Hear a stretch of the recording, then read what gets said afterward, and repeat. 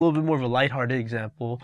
This is more of a movie or Hollywood a media recommendation if you want to learn a little bit about AP government, but you want to take a break and watch a good movie here. So what Hollywood movie starring Harrison Ford puts the 25th Amendment of the Constitution as a central issue? So dealing with presidential disability, Harrison Ford plays the President of the United States, and the airplane, which I won't name quite yet, has been hijacked, and terrorists have taken over. And the question that the vice president and the cabinet have to make is when the president's daughter and wife, when they're under the control of the terrorists, is the president of the United States acting as the president of the United States, or is he incapacitated and acting as a father and a husband?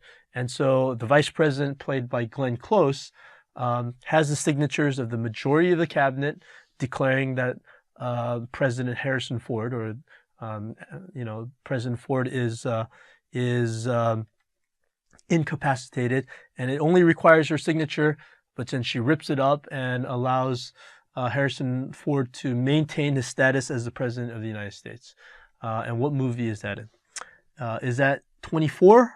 And again, that's not a movie, although if you do watch the 24 series, a similar situation actually does come up, in which the vice president takes the powers of the presidency from the president at the time, but it's not a movie.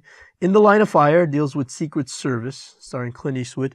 Dave, actually one of my favorite president movies, but this is a movie in which a president, in which the president of the United States actually becomes incapacitated, and there's a presidential impersonator that takes over. So the central focus is really on avoiding what happens in the 25th Amendment. So you can actually argue, on second thought, that this is a possible answer, because at the end of the movie, I'm going to ruin this movie for you, so if you don't want this movie to be ruined, just earmuffs. At the end of the movie, the president, played by Kevin Kline, Bill Mitchell, actually does die, and under the terms of the 25th Amendment, the actor playing the vice president, Ben Kingsley, ascends to the presidency. So the 25th Amendment is actually mentioned in this movie as well. The American President deals with what would happen if the president of the United States was a widow, and what would happen if he dated while in office. So it's a very interesting movie, and it shows Hollywoodized version of the American presidency.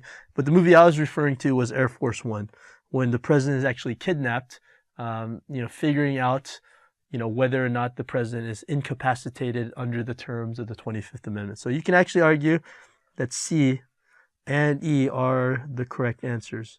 And again, I would recommend, if you want to take a break and actually learn a little bit about the American presidency, Dave and Air Force One are great movies to watch. Thank you for watching Educator.com.